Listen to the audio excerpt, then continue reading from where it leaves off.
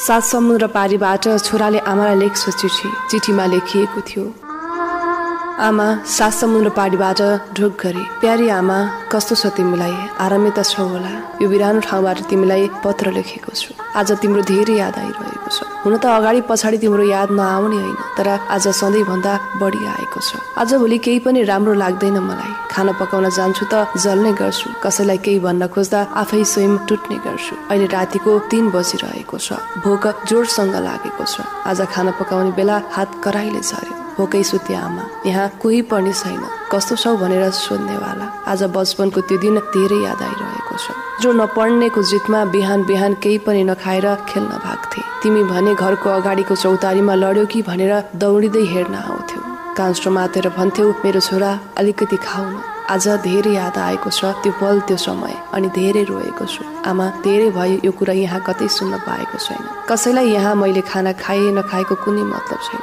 बिहान उठ्छु, मन लागे खान्छु, नत्र त्यस्तै ड्युटी जाने गर्छु। आमा, आज हात जलेपछि मलाई लाग्यो खास आज तिमी भएको भए हरेक पटकको जस्तै गाली गर्दै खाना खुवाएर आफ्नो छातीमा टाँस्दै हरेक दुःखको निवारण गरिदिन्थ्यौ। आज साँच्चै तिम्रो धेरै याद आएको छ। आमा, तिमी र तिम्रो प्रेम मेरो जीवनको अमूल्य निधि हो। आज सबै कुराहरू याद आइरहेको छ। त्यो बालपनमा तिमीले निधारको छेउमा गाजलको कालो टिका लगाउँदै भन्थ्यौ, मेरो छोरालाई कसैको नजर नलागोस्। आज आभास भइरहेको छ आमा, यो भन्दा राम्रो सुखद प्रेम र प्रेम प्रदर्शन अरू केही पनि होइन। आमा, तिमी त म जस्तो टुक्रिएको मान्छेलाई शब्दको तरह सजाएर एउटा कविता बनायौ, जो बच्चा तालीको आवाजदेखि डराउने गर्थ्यो। आज त्यो यो दुनियाँसँग लडिरहेको छ। एउटा कुमालेको तरहमा म जस्तो माटोसँग जीवनको धारप्रति राखेर एउटा आकार दिऊ। आमा, एकपटक भए पनि आउन म भएको ठाउँमा। आज मैले आँसु रोक्न सकिरहेको छैन। जति बेला बुबाले गाली गर्दै पिर्दा म रुन्थे, तब तिमीले छातीमा टसाएर चुप गराउँथ्यौ। एकपटक फेरि मलाई छातीमा टाँसेर चुप गराउन आमा।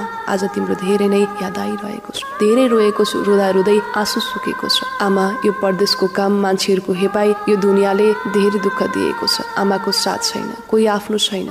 यो बिरानो ठाउँमा सबैले कमाएकै छ, राम्रै छ भन्छ, तर तँलाई कस्तो छ, के खाइस, के लाइस, कसैले सोधपुछ गर्दैनन्। आमा, बिरामी भएर सुत्दा तातो पानी तताएर दिने पनि कोही छैन। तिमी मात्र एक हौ आमा, मलाई समयमा खानु, समयमा सुत्नु भन्ने। अरू त सबै आफ्नो मतलब र स्वार्थले हेर्ने रहेछ। आमा, एकपटक भए पनि आउन म भएको ठाउँमा। आज तिम्रो हातले खुवाएको खाना खान मन छ। आमा, फेरि आँसु झर्यो तिमीलाई सम्झेर। आज केही नबोली खानेछु र म पनि तिमीलाई मेरो हातले खुवाउनेछु। अब तिमीलाई कहिल्यै सताउने छैन।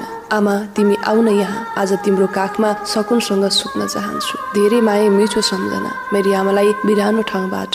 उही तिम्रो प्यारो छोरा।